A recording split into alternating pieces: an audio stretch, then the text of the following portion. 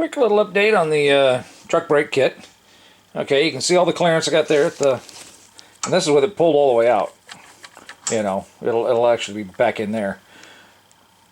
All the redos I did by hand and that stuff to get the CAD work changed to get this fit in here correct. I am extremely happy with that. That's beautiful.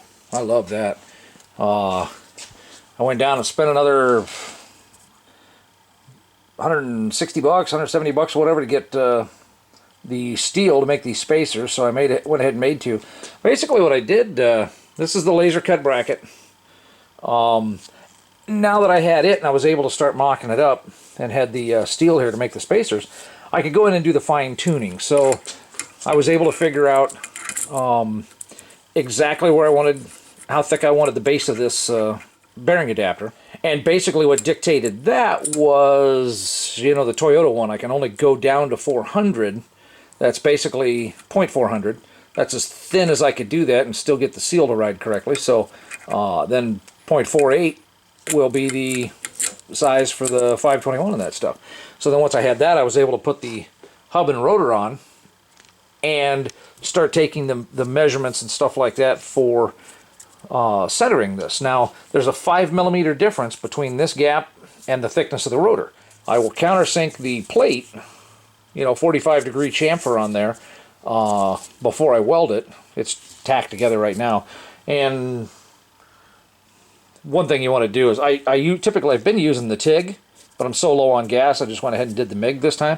Well, it spattered all up under the brake rotor.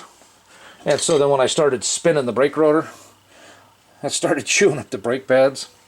So, oh well.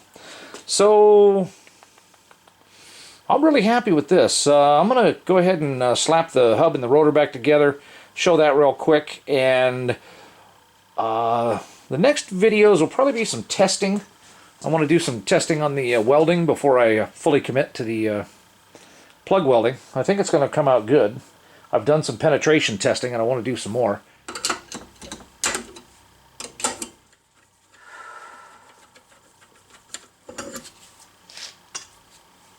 I've got plenty of clearance down here. That was something else I didn't show, but there's at least 1/8 of an inch. That was part of the reason for pulling these things out a little bit more and making these tabs a little longer. Oh, and I might be able to see. Oh, I've scraped it all off, all the dingleberries. Can't see them anymore.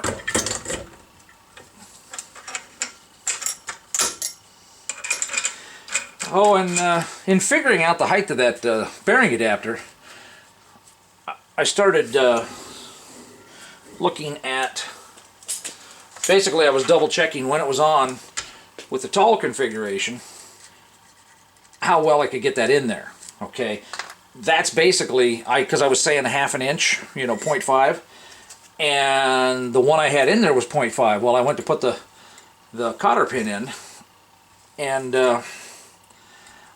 I didn't have a whole lot of wiggle room. It went in kind of firm, and I was like, yeah, I don't like that. So let's drop it down a bit and go from there.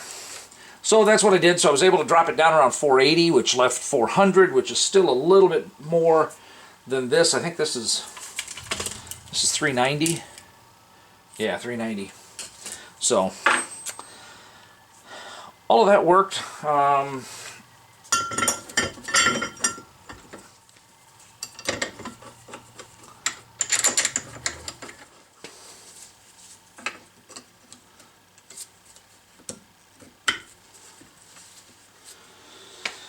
Okay, before I put the caliper on, something else here, you can see that the diameter of on the bracket there, I've matched that up pretty close with what I did on the 3/8, so that blends in on the bracket there, so that blends in pretty nice.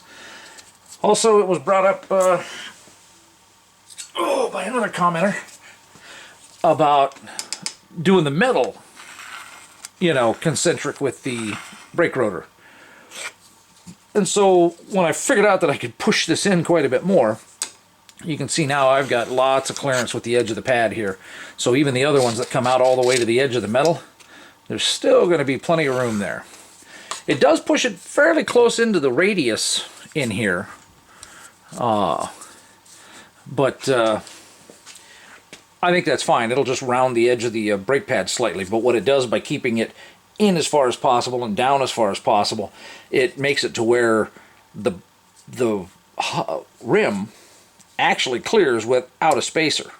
So guys would probably actually be able to run it without a spacer, and they might just have to grind a little bit off the backside of the rim if they did have a little rubbing. So if they don't want to, you know, if their rims are painted and all that kind of stuff and finished, they don't have to do that. They can run a spacer. And if they don't mind scraping up their wheels and repainting them, then they can go that route.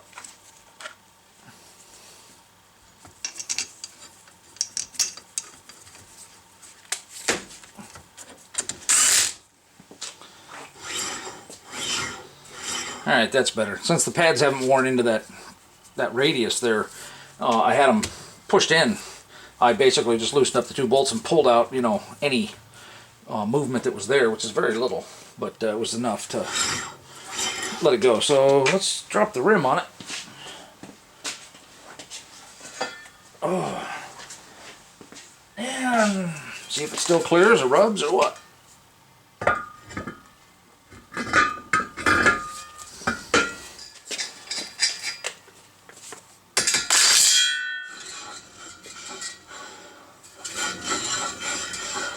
And that's just the rotor.